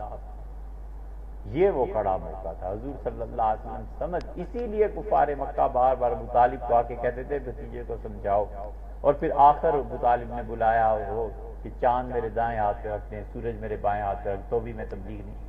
یہ سارے قصے اسی لیے ہیں، ہر کوئی ابو طالب کے انتقال کے بعد رسول اللہ صلی اللہ علیہ وسلم سمجھ گئے کہ اب سہارا کوئی نہیں رہا دنیا میں۔ ایک خدیجہ رضی اللہ عنہ کا انتقال ہوا، اور پھر ابو طالب کا بھی ہو گیا، تو ابو لہب بن گیا۔ ابو لہب پہلے ہی عذاب تھا، اسلام کا دشمن تھا، کمینہ آدمی انتقام پہ جب اترتا ہے نا تو آخری جڑ تک کاٹ دیتا ہے، اعتدال نہیں جاتا۔ عقل مند آدمی لڑائی اور دشمنی میں نا کچھ نہ کچھ لحاظ رکھتا ہے کہ کل کو پھر منہ لگ سکتا ہے۔ حضور صلی اللہ علیہ وسلم نے کیسی زبردست بات کی، آپ نے فرمایا کبھی اتنی محبت نہ کرنا کہ تمہیں اپنے محبوب کی کسی غلط بات پہ ٹوکنا پڑ جائے تو بول نہ سکو، اور کبھی اتنی نفرت بھی نہ کرنا کہ کل کو آمنا سامنا کوئی کام پڑ جائے تو کہنا۔ فرمایا حبن، محبت بھی اور نفرت بھی اعتدال کے ساتھ کرو، کبھی اتنی محبت نہ کرو کہ کوئی کہنا سننا پڑ جائے تو بولے نہ، اور نفرت بھی اتنی نہ۔ کمینہ آدمی جو کچھ اس کے قبضے میں ہوتا ہے نا پہلے ہی دن جڑ کاٹ دیتا ہے۔ پانی ہے، چشمہ ہے اس کی زمین پہ، لڑے گا تو سب سے پہلے کہتا ہے پانی نہیں دینا۔ یہ نہیں کہ لڑ لیا گالن گلوچ بھی کہتا ہے یار پانی تو سب کا ہی ہوتا ہے، چلو پانی تو لیتے رہو، لیکن یہ کہ دیکھو یہ چیز غلط ہے میں نہیں مانتا۔ یہ کمینگی ہے، پہلے دن سارے تعلقات ہی منقطع کر لیا، چڑھ کے دوڑے، طلاق دو ہماری بیٹی۔ یہ لڑائی ہے، جھگڑا ہے یار، درمیان کی صورت نکل سکتی ہے، کوئی اعتدال سے سوچا بھی جا سکتا ہے، بیٹھ کے بات کی جا سکتی ہے۔ پہلا طلاق ابھی نکال، ہم اپنی بیٹی کو ابھی لے جا رہے ہیں، یہ ہوتی ہے بری بات۔ یہاں حدیثیں نہیں یاد آتی کہ حضور صلی اللہ علیہ وسلم فرمایا محبت اور نفرت دونوں میں اعتدال پہ رہنا، اور یہ حدیثیں سب کو یاد ہیں کہ رفع یدین ہے یا نہیں ہے، ٹخنوں سے اوپر شلوار رکھنی ہے کہ نہیں رکھنی۔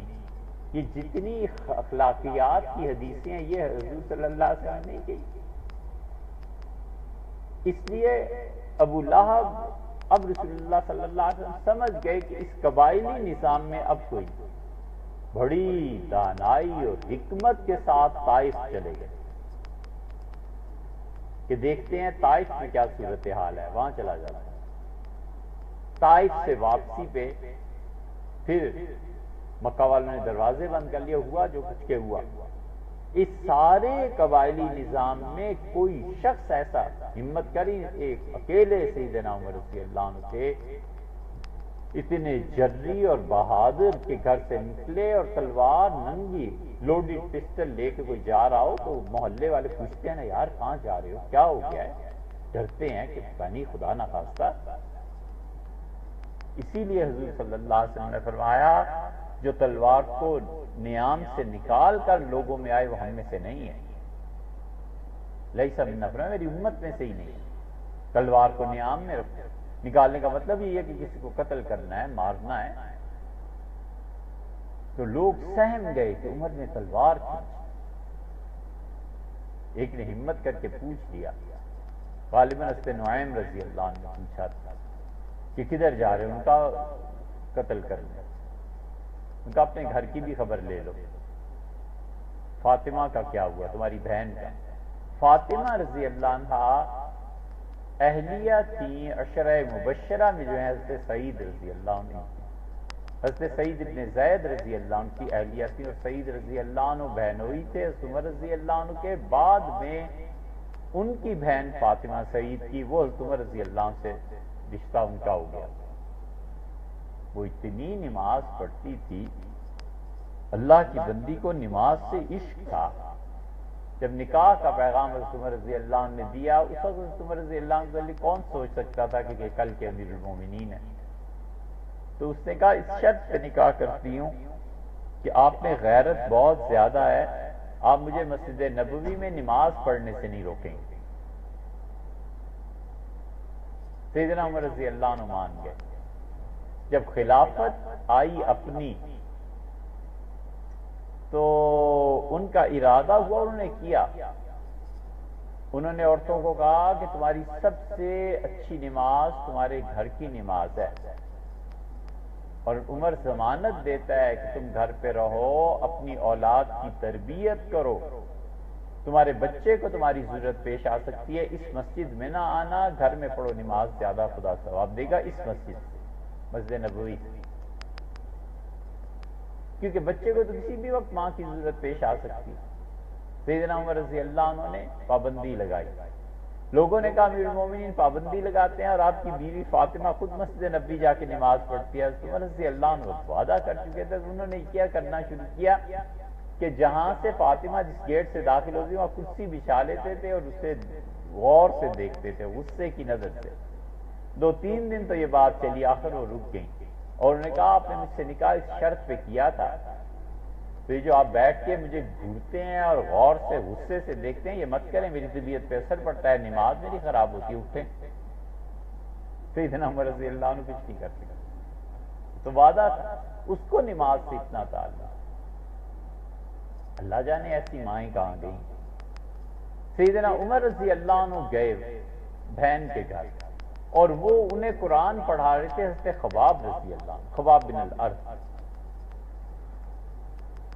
انہوں نے آواز سن لی اور انہوں نے جلدی سے صحیفہ چھپایا، حضرت عمر رضی اللہ عنہ کی آواز جو ہی ادھر پہنچی اور وہ چھپ گئے اس گھر میں۔ حضرت عمر رضی اللہ عنہ سن چکے تھے کچھ نہ کچھ، ان کا نکالو اس کو، وہ کہاں ہے، کیا سنا، اور سیدنا عمر رضی اللہ عنہ نے مارا، بہنوئی کو مارا، اس کا خون بہنے لگا، پھر بہن کو مارا، پھر ان کی، سب کو مارا، کہا ہمارے گھر میں یہ چیز ہو رہی ہے۔ تو بہن نے کہا عمر آخر تم چاہتے کیا ہو، کیا کرنا ہے؟ علامہ اقبال کہتے ہیں اسی پہ، نمیدانی کہ سوزے فاطمہ، تم نہیں جانتے کہ فاطمہ کی آواز نے، اس کے قرآن پڑھنے نے دیگرگو کر تقدیر عمر، عمر کی تقدیر بدل دی اس بچی کے قرآن، اس کے پڑھنے۔ کہ چاہتے کیا، عمر رضی اللہ عنہ کا یہ کیا ہے، اس کا عمر سنو تو صحیح، کا اچھا سنا، ان کا نہا کیا ہو، عمر رضی اللہ عنہ نے غسل کیا، آیت یہ آیات پڑھی تھی، سبح للہ ما فی السماوات والارض وہو العزیز الحکیم لہو ملک السماوات والارض، یہ ساری آیتیں پڑھنے کے بعد جب وہ یہاں پہنچی اور ان کا آمنو باللہ رسول، ایمان لاؤ اللہ اور اس کے رسول صلی اللہ علیہ وسلم پہ، عمر رضی اللہ عنہ پگھل، اتنا زوردار ہے یہ کلام، اس کی آیات، اس میں اتنا زور ہے کہ آدمی غور کرے، دماغ اجازت نہیں دیتا اور دل پھٹ جائے کسی دن۔ اللہ نے اتنی طاقت سے اس چیز کو، آمنو باللہ، ایمان لاؤ اللہ پہ اور اس کے رسول پہ۔ عمر رضی اللہ عنہ چپ کر کے اٹھے اس آیت کو سننے کے بعد اور رسول اللہ صلی اللہ علیہ وسلم کے پاس چلے گئے۔ مسلمانوں نے دیکھا کہ عمر آ رہا ہے، کہ اللہ کے رسول عمر آ رہا ہے، رسول اللہ صلی اللہ علیہ وسلم آنے دو، کہ اللہ کے رسول اس شخص سے کوئی خیر کی توقع نہیں کی جا سکتی۔ حضرت حمزہ رضی اللہ عنہ مسلمان ہو چکے تھے، انہوں نے کہا آنے دو، میں جو مقابلہ کرنا ہے نا، کوئی پرواہ نہیں۔ حضرت عمر رضی اللہ عنہ آئے، تلوار نیام میں تھی اور رسول اللہ صلی اللہ علیہ وسلم نے ان کے بیٹھنے سے پہلے ان کی قمیص کا دامن پکڑ لیا اور کھینچا، اور میں عمر کب ایمان لاؤ گے، کب وہ دن آئے گا جب تم بھی صحیح راہ پہ آؤ گے؟ ان کا اللہ کے رسول میں مسلمان ہو گیا۔ یہ ہے وہ آیت، اللہ کہتا ہے آمنو باللہ، ایمان لاؤ لوگو اللہ پہ، اس کے رسول صلی اللہ علیہ وسلم پہ۔ پہلا تقاضا یہ ہوا کہ جو کچھ اللہ اور اس کے رسول صلی اللہ علیہ وسلم نے کہا ہے اسے سچ مانو، اپنی زندگی کو اس کے مطابق بناؤ، مومن ہو جاؤ۔ ایمان اور اس کے تقاضے تمہاری زندگی میں رچ بس جائیں، ایک ہے لا الہ الا اللہ پڑھ کے مسلمان ہو جانا، اور ایک ہے مسلمان بن جانا، بس بنے مسلمان، دیکھ کے کوئی گواہی دے کہ مسلمان ایسے اچھے ہوتے ہیں، مسلمان اتنے اچھے ہوتے ہیں، یہ مسلمان ہی کا کام ہو سکتا ہے، اتنی اچھی بات، اتنا اچھا کام، یہ اسی طرح ہوتا ہے۔ بات لمبی ہے لیکن اس کو پوری بات بھی نہیں کرنی۔ عمران خان نے مجھ سے کہا کوئی نیکی کی کام، انہوں نے کسی کے ساتھ نیکی کی تو اس خاتون نے کہا کہ تم مسلمان ہو، اس وقت اتنی شہرت بھی نہیں ہوئی تھی، اس نے کہا ہاں، کہنے لگی مسلمان ایسے ہی اچھے کام کرتے ہیں، مجھے بھی مسلمان کر، کہنے لگا میں نے اسے کلمہ پڑھا دیا، پھر دوبارہ بھی ایسے ہوتا، شاید اب بھی تقریروں میں کبھی کبھی کہتا ہے کہ 2 آدمی میں نے مسلمان کیے ہیں، وہ یہی چیز کہ اس سے کہا مسلمان ہی اتنے اچھے کام کر سکتے۔ اس لیے اسلام جس شخصیت کو بناتا ہے نا، اس سے سوائے خیر کے اور کوئی توقع کی نہیں جا سکتی۔ برائی ہو گئی، شر ہو گیا، یہ وقتی چیز ہوتی ہے، پانی ہمیشہ ٹھنڈا ہی ہوتا ہے، اور گرمی کے لیے باہر سے آگ تپانا پڑتا ہے، آگ پہ کھولاؤ پیدا کرنا پڑتا ہے، وگرنہ پانی ٹھنڈا ہی۔ مومن ہمیشہ اچھا ہی ہوتا ہے، ایمان والے ہمیشہ اچھا ہی کام کرتے ہیں۔ یہ الگ بات ہے کہ کبھی کبھی وہ غصہ آ گیا، کوئی چیز ہو گئی، لیکن مومن انسان اس سے کوئی توقع ہی نہیں کر سکتا کہ وہ کوئی ایسا غلط کام کرے جس سے اللہ کی مخلوق کو نقصان پہنچے، اللہ کی مخلوق کو تکلیف پہنچے۔ ذاتی زندگی جیسی بھی گناہ میں ہو، کبھی کھلے بندوں کفر نہیں کرتا، گناہ کرتا ہے، اقرار کرتا ہے، کہتا ہے یار غلط کام ہے، میں جانتا ہوں غلط ہے، دعا کرو اللہ مجھے چھوڑنے کی توفیق بخشے۔ یہ اس کا رویہ ہوتا ہے۔ ایک تقاضا آمنو باللہ رسول، مان لاؤ اللہ پہ، اس کے رسول صلی اللہ علیہ وسلم پہ، وَأَنفِقُوا، اور خرچ کرو، مما جعلکم مستخلفین فیہ، اس چیز میں سے جس میں اللہ نے تمہیں اپنا نائب بنایا۔ یہ مستخلفین کا جو لفظ ہے نا، یہ گواہی دیتا ہے کہ یہ قرآن ہے۔ اللہ کہتا ہے اس چیز کو خرچ کرو جس میں میں نے تمہیں اپنا نائب بنایا ہے۔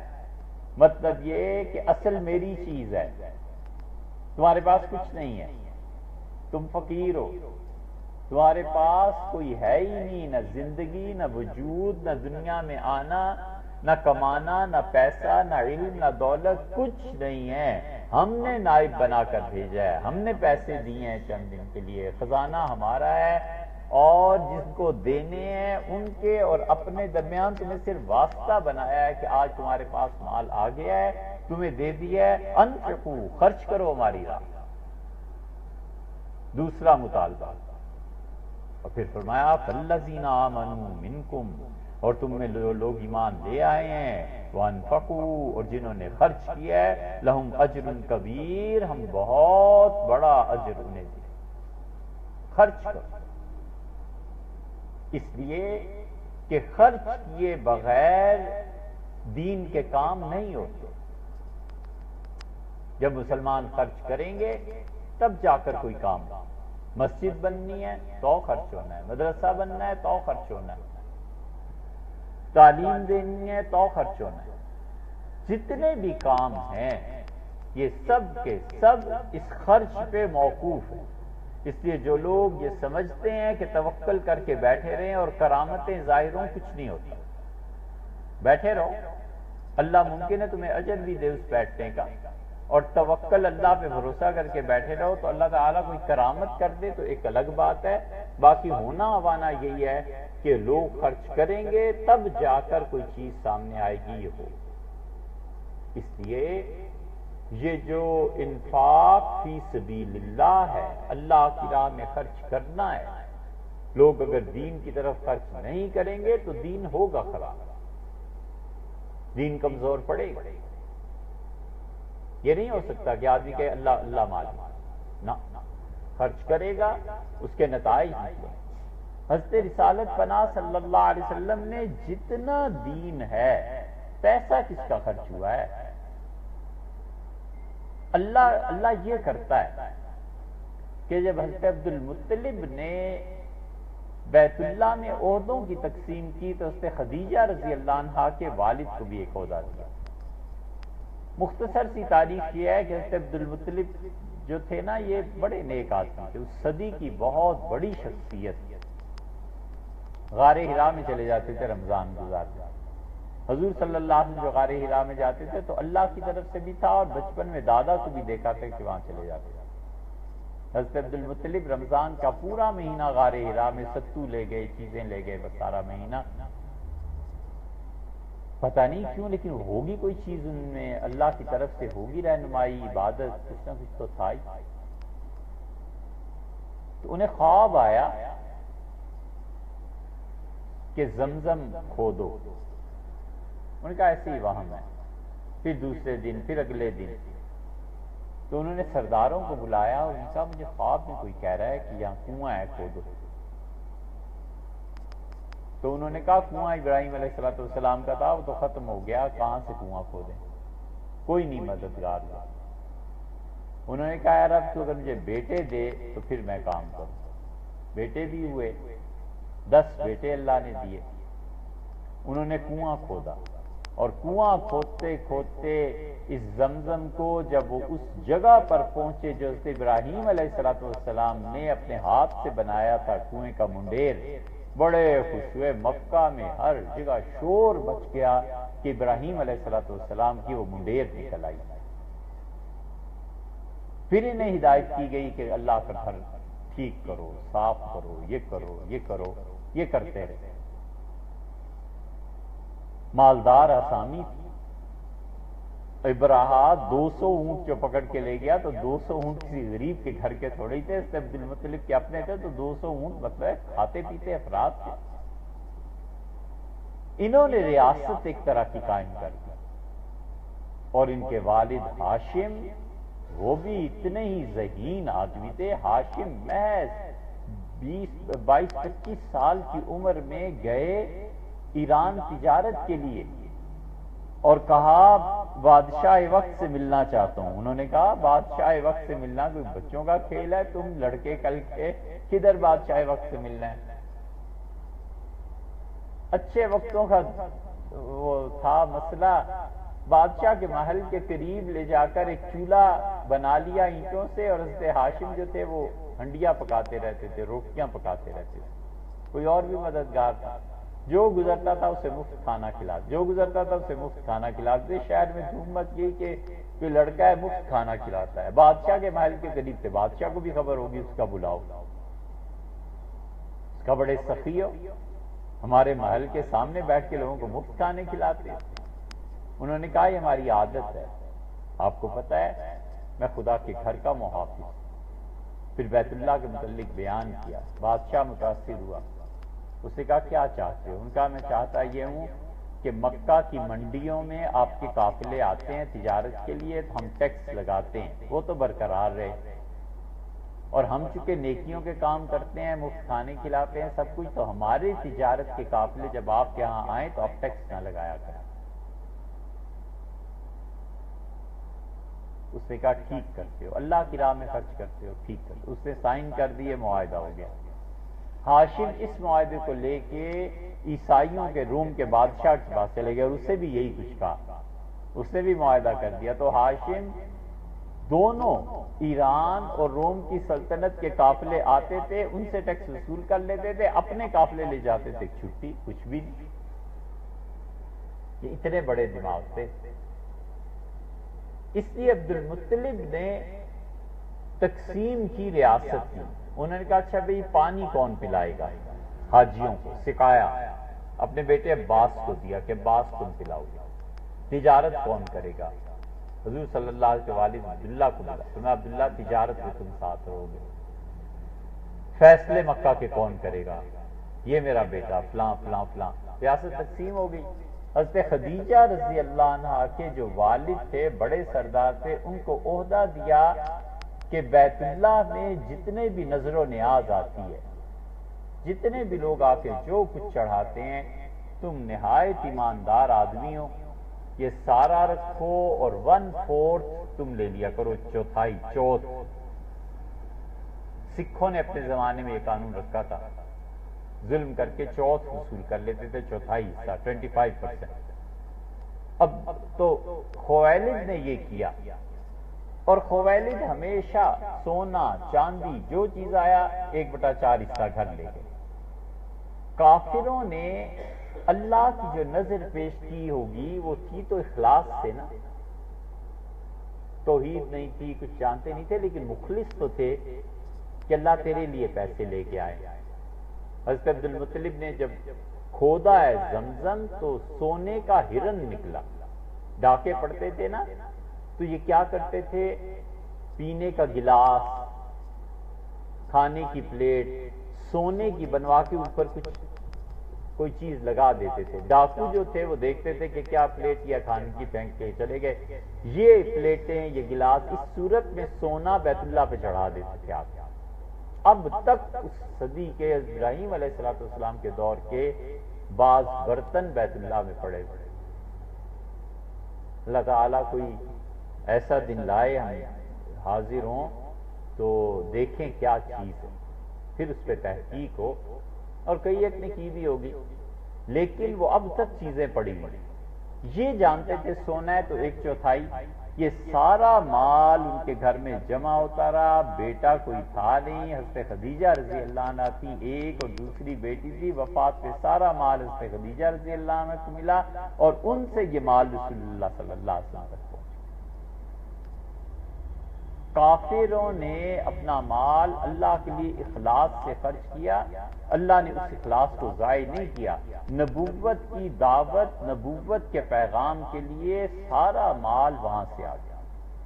اسی لیے تو رسول اللہ صلی اللہ علیہ وسلم فرمایا کہ تم اپنا مال مجھ سے چھپا کے رکھتے تھے، اور میری بیوی خدیجہ اپنا مال میرے لیے حاصل کر دی، اور مال دوسرا شخص جس نے خرچ کیا ہے ابو بکر رضی اللہ عنہ ہے، اور اتنا خرچ کیا ہے، اتنا خرچ کیا ہے کہ وفات سے پہلے رسول اللہ صلی اللہ علیہ وسلم چند دن پہلے مسجد نبوی میں آ کے خطبہ دیا اور فرمایا کہ امن الناس علیہ، تم میں سے کوئی شخص ایسا نہیں ہے جس کے احسانات کا میں نے بدلہ نہ چکا دیا ہو سوائے اس کے، اشارہ کر کے فرمایا کہ امن الناس، لوگوں میں سب سے زیادہ مجھ پہ احسان ابو بکر کیا، اللہ اس سے دے گا بس۔ علامہ اقبال نے اسی لیے کہا نا، حضرت ابو بکر رضی اللہ عنہ کی تعریف کی ہے، اس نے لکھا ہے علامہ نے امن الناس بر مولائے، وہ میرے مولا اور آقا پہ سب سے زیادہ احسان کرنے والا۔ آگے آئے گی پھر بات، اللہ کہتا ہے وَأَنفِقُوا مِمَّا جَعَلَكُم مُّسْتَخْلَفِينَ فِيهِ، خرچ کرو اللہ کی راہ میں اس چیز کو جو اللہ نے تمہیں دی ہے۔ یہاں مال کا لفظ نہیں استعمال فرمایا، اس سے بعض مفسرین اس طرف گئے ہیں کہ وہ کہتے ہیں اللہ نے جو کہا خرچ کرو تو اس سے مراد مال بھی ہے، اور اس سے مراد صلاحیت بھی ہے، اور اس سے مراد علم بھی ہے، کہ جو علم اللہ نے تمہیں دیا ہے اس علم کو اللہ کی راہ میں خرچ کرو، بغیر کسی سے پیسے لیے لوگوں کو پڑھاؤ۔ ہندوؤں میں برہمن پڑھاتے تھے، ایسے ایسے پنڈت اور برہمن تھے کہ اپنے جو ان کے جو ہوتے تھے کیا کہتے ہیں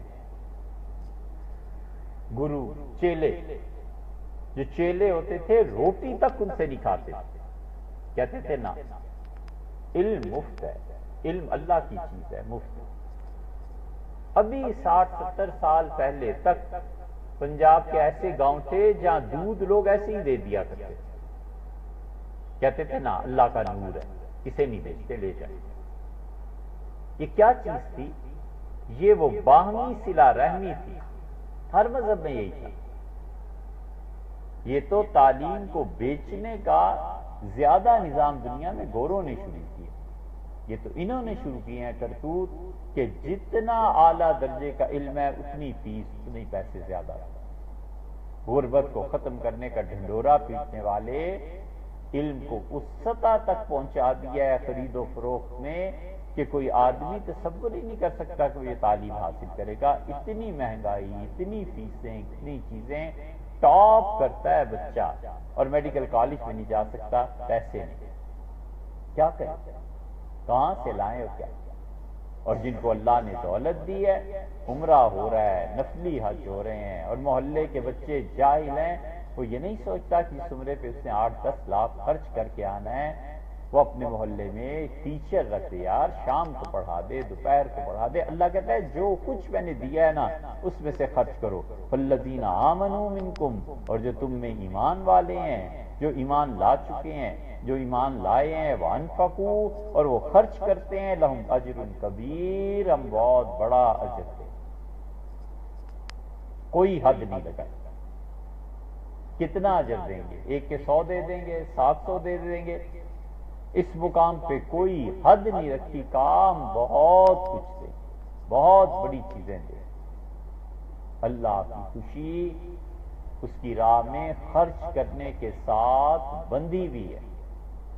رسول اللہ صلی اللہ علیہ وسلم خرچ کرو عمی تسسو، یاد رکھو اللہ تمہیں بچا دے گا ذلت کی موت۔ ذلت کی موت سب سے بڑی کفر کی موت، کفر سے زیادہ کیا بری چیز ہے کہ کسی آدمی کی موت کفر پہ ہو جائے؟ رسول اللہ صلی اللہ علیہ وسلم نے فرمایا اللہ کی راہ میں جو خرچ کرتا ہے عمی تسو، ذلت کی موت سے، بری موت سے اللہ بچاتا ہے کہ خرچ کرنے سے سب کچھ. اس لیے کہ جب خرچ کرتا ہے، کوئی نیکی کا کام کرتا ہے تو مخلوق کو سکون پہنچتا ہے. مخلوق کو جب سکون پہنچتا ہے تو یہ مخلوق اللہ کا کنبہ ہے نا، اللہ کو دیکھا تو کسی نے نہیں، تو کنبے کے ساتھ بن دیکھے بھلائی کر رہا ہے، مالک کو دیکھے بغیر. حضرت رسالت مآب صلی اللہ علیہ وسلم نے ہر چیز جس کا جگر ہے، یعنی جانور، انسان، چرند پرند، فرمایا ان کی راحت آرام کا بندوبست کرو، اللہ نے اس میں اجر رکھا ہے. کھلانے پہ زور دیا، پلانے پہ زور دیا، بڑا اجر. اس لیے شریعت کا مسئلہ یہ ہے کہ اللہ کی راہ میں خرچ کرنے میں جتنے ہاتھ تبدیل ہوتے جائیں گے ہر ہاتھ کو اتنے ہی اجر ملے گا. مثلا ایک آدمی نے 100 روپیہ دیا، گھر سے چلتے ہوئے بیگم کو کہا کہ اللہ کی راہ میں دے دینا. اس نے بہو کو کہا کہ میں کہیں جا رہی ہوں، یہ تمہارے سسر دے گے تو اللہ کی راہ میں خرچ کر دینا. اس نے بھائی کو بلا لیا فون کر کے، بھائی وہ جو ہمارے محلے میں غریب ہے نا اسے دے دو. بھائی نے جا کے اپنی ماں کو دی، اماں اس کے گھر دے آئے. کہ 5-7 ہاتھ بدل گئے، ہر ایک کو 100 روپے کا ثواب. اس لیے کہ کوئی بھی 100 روپے کو گڑبڑ کر سکتا تھا نا. جتنے ہاتھ بدلتے جاتے ہیں اللہ ہر ایک کو اتنا ہی ثواب دیتا جاتا ہے. حضور اکرم صلی اللہ علیہ وسلم نے فرمایا 3 فہرستیں ایک تاجر اپنے نوکر کو دے دیتا اگرائی کرنے کے لیے. وہ جاتا تھا مارکیٹ میں شام کو پیسے لینے کے لیے، تو مالک 3 فہرستیں دے دیتا تھا. کہتا تھا یہ تو ہیں سرمایہ دار، ٹال مٹول کریں گے، بالکل نہیں ماننا، پیسے ان سے وصول کرنے ہی. اور یہ ہیں نچلے درجے کے سرمایہ دار، یہ جب بھی گئے نا کہ پیسے آ کے لے جانا، مان جانا، اس لیے کہ مجھے پتہ ہے دے دیں گے. اور یہ تیسرے ہیں، یہ بڑے غریب ہیں، دینے تو انہوں نے پیسے قرض کیے ہیں لیکن ان کو تنگ نہ کرنا. اور اگر یہ کہیں کہ معاف کر دو، نہیں ہے پیسے تو میری طرف سے معاف بھی کرانا. صحیح بخاری میں آتا ہے کہ جب مرا اللہ کے ساتھ میں پیش ہوا تو اللہ نے فرمایا اس کی عبادات، فرشتوں نے کہا ما عمل خیر قط، اللہ ساری زندگی حرام ہے جس نے کوئی اور نیکی کی ہو، کوئی نیکی اس کے نام عمل میں نہیں، صاف. اللہ نے فرمایا جنت میں لے جاؤ. فرشتوں نے تعجب اور حیرت سے کہا اے رب جنت میں؟ اللہ نے کہا جو ایک فکرہ کہتا تھا نا کہ فتجاوزوا عنہ، معافی کا کہیں تو معاف کر دینا، لعل اللہ یتجاوز عنا، ممکن ہے کسی دن میں اللہ کے سامنے جاؤں تو میرا رب مجھے بھی معاف کر دے. اس ایک فکرے نے مجھے مار دیا. یہ محاورے میں اس کا ہے، اس کا ایک فکرے سے مجھے حیا آتی ہے. اس نے کہا تھا نا کہ کبھی مجھ سے ملے تو شاید میں معاف کر دوں، میں ملا ہوں، میں معاف کر دوں.